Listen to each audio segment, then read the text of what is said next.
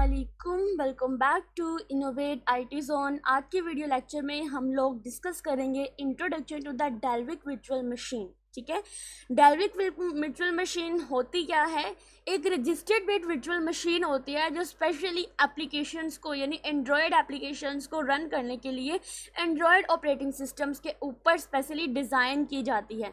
अब एंड्रॉयड जो Dalvik virtual machine थी, ये हमारे पास, अगर मैं आपको इसका बेसिक इंट्रोडक्शन दूँ तो ये हमारे पास एंड्रॉयड ऑपरेटिंग सिस्टम जो होता है ना, उसका एक एसेंशियल कंपोनेंट है जो एंड्रॉयड एप्लीकेशन को एग्जीक्यूट करता है। यानी अब हमारा जो एंड्रॉयड ऐप हम लोग जब प्रोजेक्ट बनाएंगे, इसमें जो भी हम लोग एंड्रॉयड एप्लीकेशंस बनाएंगे, इसको एग्जीक्यूट करने के लिए जो हमारा एक एसेंशियल कंपोनेंट है एंड्रॉयड ऑपरेटिंग सिस्टम का, वो हमारे पास डेल्विक वर्चुअल मशीन है।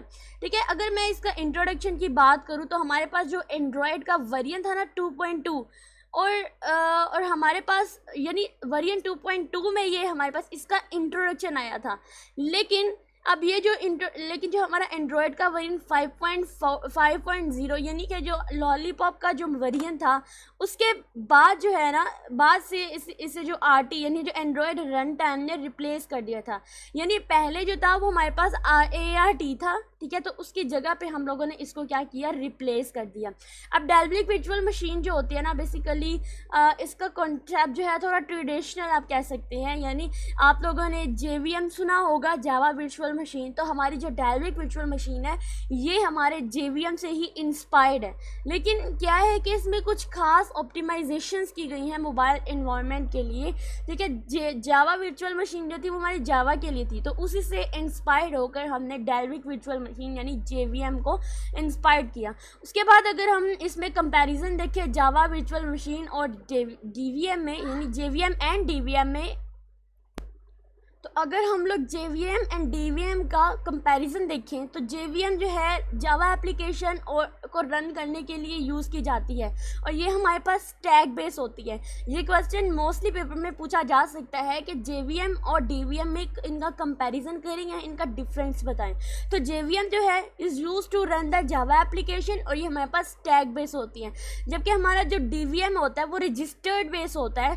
ये हमारे पास एंड्रॉयड एप्लीकेशंस को रन करने के लिए यूज़ किया जाता है। अब ये जो रजिस्टर्ड बेस होता है कि ज़्यादा एफिशिएंट होता है compare to the stack base. ठीक है, यानी JVM से ज़्यादा बेहतर एफिशिएंट हमारे पास DVM होता है और ये क्या करता है, मोबाइल डिवाइसेस को एग्जीक्यूट करने के लिए, इसके जितनी भी ऐप्स होती हैं उनको रन करने के लिए हम लोग DVM का यूज़ करते हैं। उसके बाद हमारे पास है बाइट कोड कन्वर्जन। ठीक है, तो बाइट कोड कन्वर्जन के अगर हम लोग इसका कॉन्सेप्ट लेते हैं तो बाइट कोड, यदि जब हम लोग JVM का यूज़ करते थे ना, तो क्या होता था कि उसको भी हम लोग बाइट कोड में कन्वर्ट करते थे। यानी जब हम लोग उस पर कोई भी कोड लिखते थे जावा के अंदर, उसको कंपाइल करते थे तो वो बाइट कोड के अंदर कन्वर्ट हो जाता है, यानी बैकएंड पे बाइट कोड में कन्वर्ट हो जाता है। तो जो DVM होता है ना, ये क्या करता है कि जावा बाइट कोड को कन्वर्ट कर देता है into the .dex Dalvik executable format के अंदर, जो कि DVM की को ऑप्टिमाइज करता है। यानी देखा, बाइट कोड के अंदर तो जावा का कोड हम लिखते थे तो वो क्या होता था, बाइट कोड में कन्वर्ट हो जाता था बैकएंड में। तो लेकिन जब हम लोग DVM के अंदर कोड लिखते हैं तो वो क्या करता है कि जावा बाइट कोड होता है ना, उसको .dex, ये जो .dex है ये एक्सटेंशन है डेल्विक एग्जीक्यूटेबल फॉर्मेट के अंदर जो है इसको कन्वर्ट कर देता है। अब अगर हम लोग बात करें कि हमारे पास .dex फाइल क्या है, तो यहाँ पर .dex file contain the Dalvik byte code, यानी डेल्विक बाइट कोड। अगर JVM जो है वो जावा बाइट कोड में कन्वर्ट होता है तो हमारे पास जो DVM है उसका जो कोड होता है ना, वो डेल्विक बाइट कोड में कन्वर्ट हो जाता है।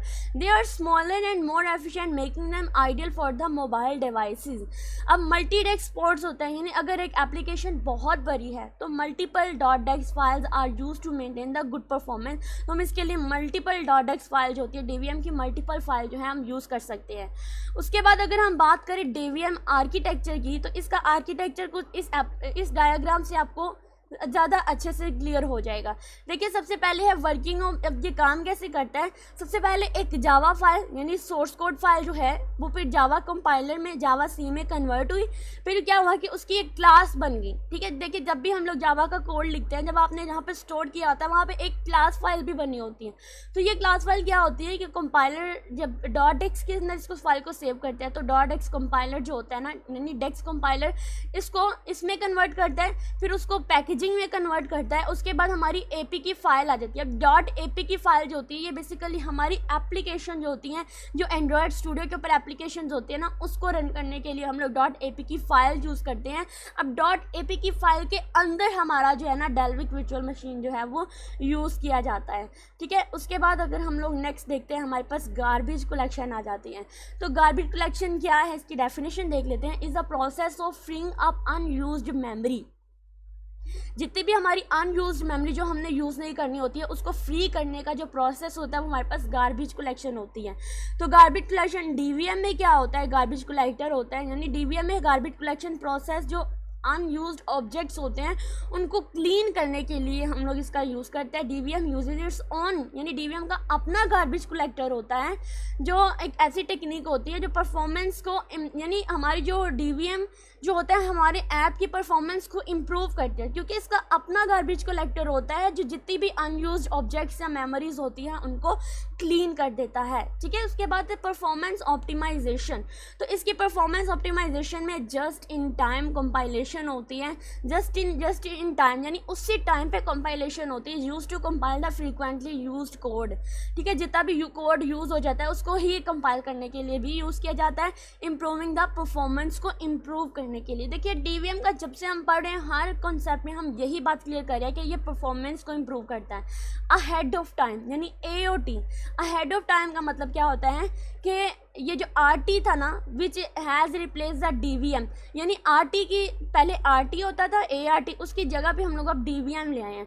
यूजेज द AO, यानी कि ahead of time compilation to enhance the application. अब जो DVM है वो जस्ट इन टाइम यूज़ करता था, लेकिन जो RT था वो हमारे पास क्या अहेड ऑफ टाइम कंपाइलेशन जो है यूज़ करता है। ये दोनों के दोनों जो है परफॉर्मेंस को इम्प्रूव करते हैं, ठीक है, ओवरऑल परफॉर्मेंस को इम्प्रूव करते हैं। उसके बाद है ट्रांजिशन ऑफ ART की ट्रांजिशन किस तरह से हुई कि ये हमारे पास एंड्रॉयड 5.0 जो हमारे पास यानी लॉलीपॉप का वर्जन, अब एंड्रॉयड वर्जन जो है वो मैं आपको प्रीवियस वीडियो के अंदर डिटेल से बता चुकी हूँ, आप जाकर उनको देख सकते हैं, वो बहुत ही ज़्यादा इंटरेस्टिंग वीडियो है। ART रिप्लेस द DVM, ठीक है। अब ART provide the improve performance and the better memory management. अगर कोई पूछे कि इनकी रिप्लेसमेंट क्या है तो आपने बताना है कि ART जो है वो replace the DVM। Key differences क्या है कि ART जो है ahead of time compilation use करता है, जबकि हमारा DVM जो होता है वो जस्ट इन टाइम कंपाइलेशन का यूज़ करता है। उसके बाद इसका कंक्लूजन है कि Dalvik virtual machine provide an efficient environment for the Android application, however with the instruction of the ART performance and stability have improved the even further।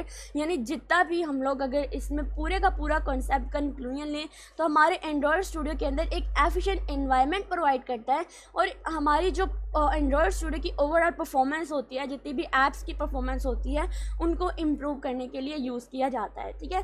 Hope so आज का लेक्चर आप लोगों के लिए हेल्पफुल रहा होगा। डेल्विक वर्चुअल मशीन एक important topic था, और ये भी हमने बताना है कि ART जो है उसने रिप्लेस किया है हमारे पास डेल्विक वर्चुअल मशीन को। होप सो आपका लेक्चर, आज का लेक्चर आप लोगों के लिए हेल्पफुल रहा होगा। वीडियो अच्छी लगी हो वीडियो को लाइक करें और एक अच्छा सा कमेंट भी कर दें।